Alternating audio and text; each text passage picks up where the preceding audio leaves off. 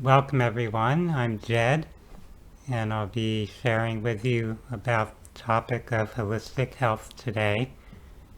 And the focus here will be on balancing as well as resonance.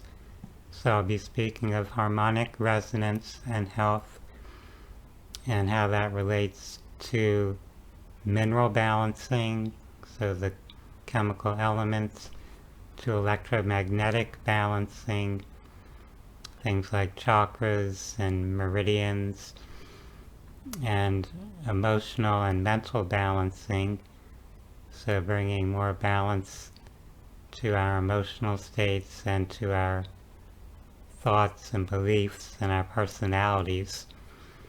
These things are really all interconnected, and one useful analogy, one way of looking at it, is comparing it to music. And in music, we work with a system of vibration and frequency that has what are called octaves. So an octave is a series of notes in a scale that will keep repeating. The same notes repeat, but at a higher or lower frequency as you go up an octave or as you go down an octave. So as an example, we have the piano instrument, and on a piano there are 88 keys, 88 different notes that you could play as you're playing that piano, and that covers a range which is approximately 7 octaves. So there's 12 notes, including the chromatic notes in an octave. You could say there are 7 notes if you just do one step at a time in the scale. But there's also the in-between notes, so that makes for a total of 12. And 7 times 12 is 84, so that brings you up close to that 88 total for the 7 octaves in the piano. Now when you play a tone, you're hearing what I'll call a dominant frequency, or the frequency that's vibrating most audibly and intensely. However, you're also activating other harmonics of that same note. So if you're playing a C note on the piano or any instrument, it's going to be audible at a certain frequency at a certain octave. So you might have a C note that's 256 hertz, and that would be somewhere in the middle range. So it's not the highest octave C, it's not the lowest octave C. It would be a note that might appear commonly in music. What you're not hearing when you play that note is that there's also a frequency generated of a C, an octave higher and an octave higher than that, going up as well as going down. But those are at a very low intensity, they're very subtle, so you're not really noticing that that frequency is there. You're just hearing the dominant frequency. You're hearing that 256 hertz C note, but there's actually other frequencies generated at the same time that are much more subtle. So there's kind of a ripple effect. When you activate something on one octave, it's having a harmonic resonance with other octaves. And the same thing happens in regard to our physical body and our emotions and our thoughts, our health, all of that. If you have something in your environment affecting you electromagnetically, So it could be electromagnetic fields from technology. It could be light, so visible light spectrum, as well as infrared light, ultraviolet light. Also sound. Sound could be in the sound range audible to humans, but it could also be ultrasonic, so very high frequency sound or very low frequency sounds. Some of them we won't be able to hear with our auditory sense, but they are creating vibration.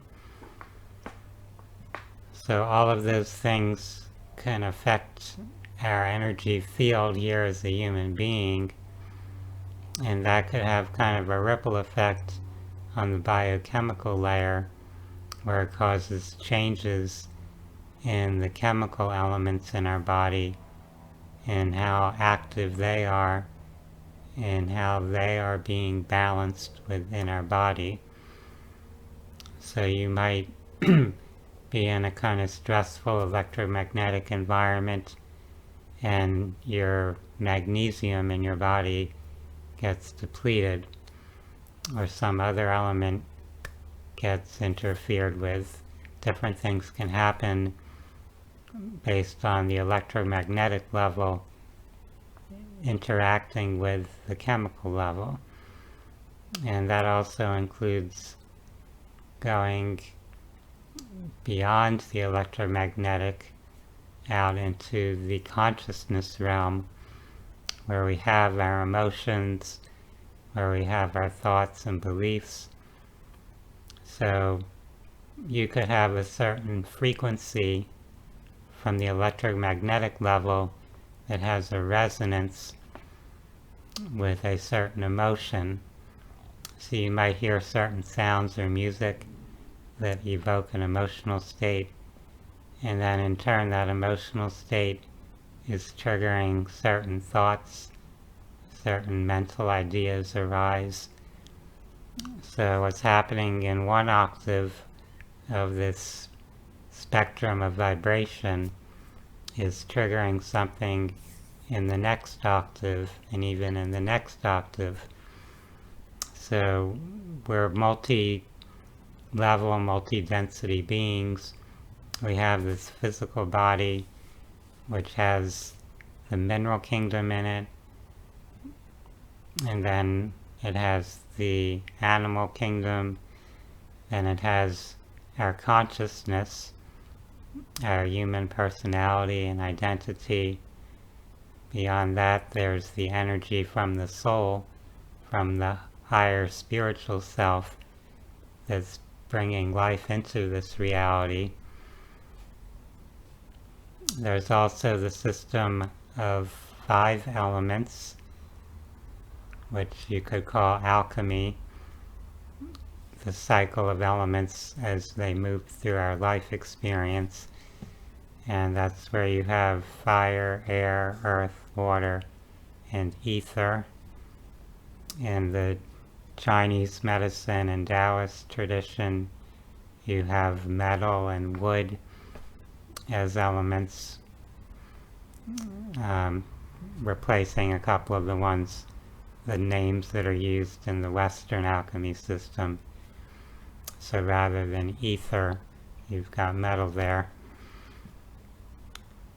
And those alchemical or energetic elements have correspondences with the mineral elements in the periodic table.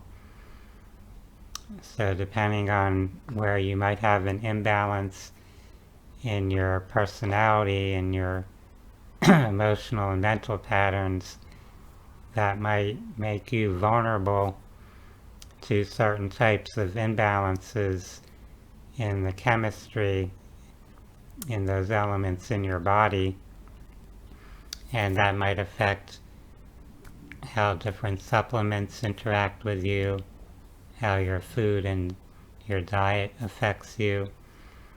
So not every person is the same. We all have different constellations of patterns in our energy, and we can start to explore and observe that, seeing how different things affect us, making adjustments perhaps in our life, in our environment, in our diet, in our relationships. There's so many different variables that are constantly shifting and evolving as we are seeking balance. So that quest for balance is an ongoing process. Different times of the day, different seasons, all these things are bringing different influences, different energies into the equation. So you might notice a certain time of the year you might feel more depressed or more anxious, or conversely you might feel more excited or energized at a certain time. You might feel more peaceful and content.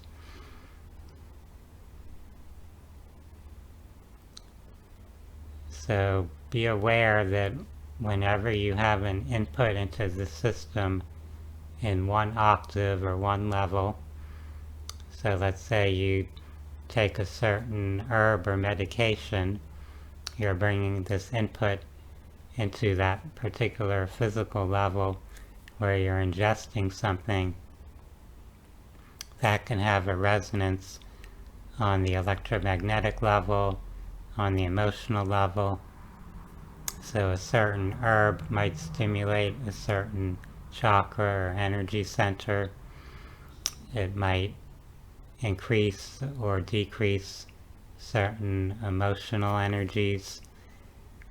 So just be aware of how all these things can interact with one another, how one level or one octave in the system has that ripple effect into the other levels, the other octaves. You can sometimes just bring a pretty subtle stimulus into your life, and it could have kind of unforeseen ripple effects. It might trigger things that you might not have expected. This can be useful in the healing arts, where people sometimes use something that seems or sounds very subtle, a particular sound or frequency. It could be a certain homeopathic remedy, a flower essence, a certain essential oil or aroma scent, and just by using that particular catalyst you completely shift how you're feeling. We can work on multiple levels, so obviously you can use different types of physical or even energetic remedies.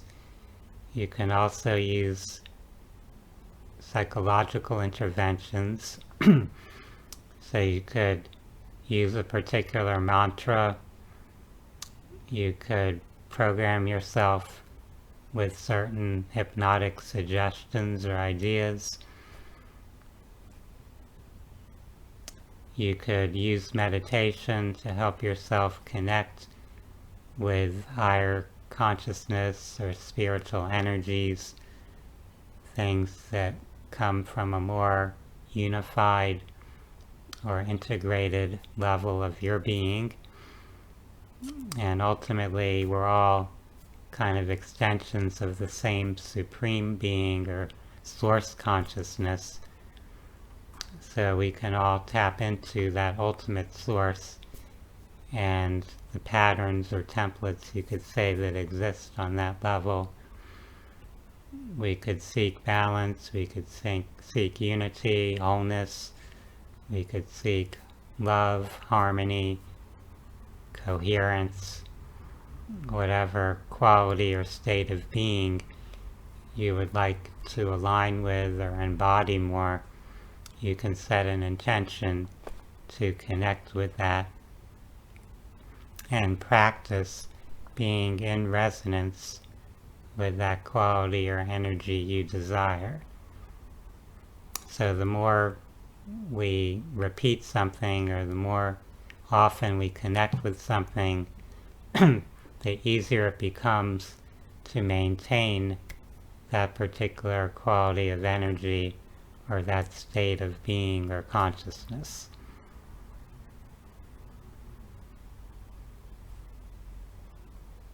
I hope that this short talk has given you some things to contemplate, some ideas to consider.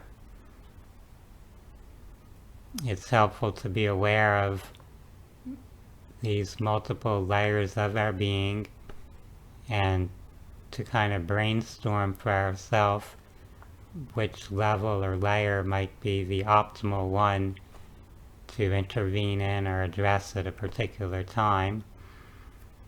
Sometimes we have a challenge or issue we're dealing with that has its core or center point, you could say, or root in a way on the physical level.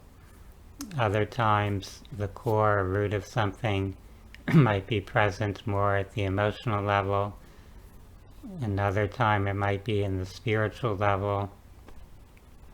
Another time it might be something in our environment, in our physical surroundings or energetic surroundings. So the more conscious or clear we are about where that source or root of the issue is, the more likely we are to achieve the result we desire by providing a healing input, if we're doing it on that level where it's most needed. For those who are interested in holistic health, in learning more about these different topics, about energy healing, spirituality, hypnosis, natural holistic living, I invite you to visit my website at phinsights.com. That's phinsights.com. For now, I wish everyone a wonderful day. Namaste.